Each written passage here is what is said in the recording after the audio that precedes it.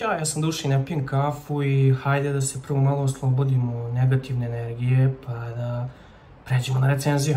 Budimo realni, dnevnik o Lunu Magnus Strip je u tehničkom smislu bio katastrofa. Papir, povezi, štampa, starog LMS su bili izuzetno promenljivi. Dodamo na to cenzuru kao i skraćivanje stripa zbog ograničenog broja strana i imamo pravi recept za katastrofu. Uprkos tome, LMS kao i njegova sestrinska edicija Zlatna serija ostali su najuspešniji stripski serijali na ovim prostorima. Preko godinu dana Golconda je nastavila tamo gde je dnevnik nekada stao i znate već kako ide. Realno gledano, LMS je i dalje upitnog kvaliteta, ali za brz ritam izdavanja i najnižu cenu na kiosku ne možemo mnogo da se bunimo. Jel da? Jel da? Pa ne, mislim da je nemar dostigao vrhunac ovim brojem. U pitanju je novonastalo LMS vanredno izdanje koje će za početak objaviti serijal Trapper Carry, prvi junak Ticijana Sklavija koji je kreirao Carrya pre nego što se upustio u pisanje Dylana Doga. Prvo kupljenog primjerka ove sveske sam se otarasio čim pre, jer ovakvi primjerci ne preživljavaju dugo u mojoj rezidenciji. Da ne kažem kolekciji, ali svi dokazi su tu. Prvi problem već nastaje sa riknom koja je potpuno očetala u stranu prilikom lepljenja. Priznajem, moja je greška što to nisam primetio prilikom kupovine, ali ukoliko pogledate vremensku prognozu za prethodnih par nedelja, vidjet ćete da sam se trudio da izvučem živu glavu. Drugi problem je nastao po otvaranju stripa gde se uvodni tekst bukvalno uvuka u riknu, a ti dodatni tekstovi su mnogima kao i meni možda najozbiljivija stvar u ovim stripovima. Treći i finalni problem je sama štampa koja je bleđa od vaše i moje budućnosti i tad sam bukvalno popizdeo. Nikada nisam bio nekako ko sitničari oko papira i sličnih stvari jer ipak je u pitanju jeftino izdanje sa isto toliko jeftinim pričama, čast izuzecima. Međutim, u 21. veku sa tehnologijom i upravljanjem projektima koji su na raspolaganju ovakve stvari stvarno ne smiju da se dešavaju. Pomeri buras tekst malo ulevo da ti ne ulazi u riknu. Baci jedan jedini pogled na oštampane primjerke i reši se škarta. Prekontroliši barem nešto. Govorim ovo jer mi je iskreno lakše da poverujem da neko nije proveravao ništa, iako i to tragično samo po sebi, nego da je proverio i dao zeleno svetlo da se ovako nešto izda. I ovo pritom nije uopšte izolovan slučaj. Mnogi siromasi poput mene javljali su se sa sličnim problemima, tako da možemo da pretpostavimo da je većina tiraža falična. U ovakvim slučajevima ceo tiraž ide po mač, pa se radi nanovo. Što bi Jelena Rozga rekla, žao mi je, ali tako je. Mislim da je to mala cena da se plati radi očuvanja jedne čitave nove ciljne grupe u buduće, jer sam se i sam zainteresovao za ovo izdanje isključivo zbog Sklavije. A možete misliti koliko je bilo još takvih poput mene. Jer je Dylan Dog drugi najprodavaniji lik kod nas sa tendencijom da postane prvi. Ali ima vremena, a tada će za izdanje ovakvog kvaliteta biti kasno. Elan. Dušan iz prošlosti vam je rekao neke stvari kako bi ovaj sada Dušan mogao racionalno da razgovara o Carryu, mada neki problemi su i dalje tu. Iako sam zamenio, očigledno, falični primjerak za novi i ovaj je takođe bolestan i neuhranjen, a uvodni tekst se opasno približava uvezu, kao što vidite. I tu ćemo sa pljuvačinom stati, obećavam. Naslovnicu su za ovo izdanje specijalno radili otac i sin, Bane i Tara Kerac. I lično sam vrlo zadovoljan kako je ispala. Generalno sam ljubitelj ovako neke malo jednostavnije palete boja i nepreterano komplikovanih naslovnica. Zapravo naslovnica me jako podsjeća na Piccinellijevu naslovnicu Zagora iz Lunovog Magnus Stripa Veselog četvrtka, s tim što je Carry ovde duševno uznemiren dok Zagor po običaju uživa u krvi i nasilja. Sklavija je ovaj serijal zamislio kao western horor, a po rečima mnogih i kao pripremu za ono što će postati drugi najprodavaniji Bonellijev serijal u Italiji, serijal Dylan Dog. I ne, prvi nije Zagor nego je Texas. Trapper Carry se sastoji od ukupno 25 kratkih epizoda koje su u Italiji izlazile kao kratki specijali u Komandantu Marku tokom 80-ih, a u ovoj svesci nalaze se 3 epizode.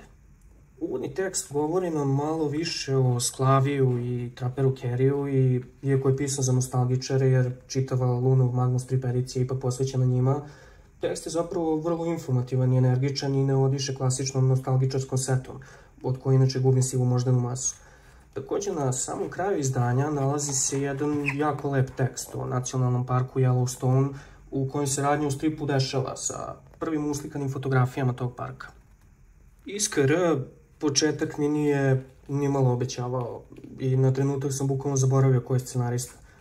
Upoznajemo se sa nacionalnim parkom Yellowstone u saveznoj državi Wyoming, kao i sa dva matora perveznjaka koji u lokalnoj birtiji uznemiravaju devojku koja tu radi i govore o njoj kao da će jednog dana bukvalno umočiti, umesto da traže lek za sopstvenu impotenciju.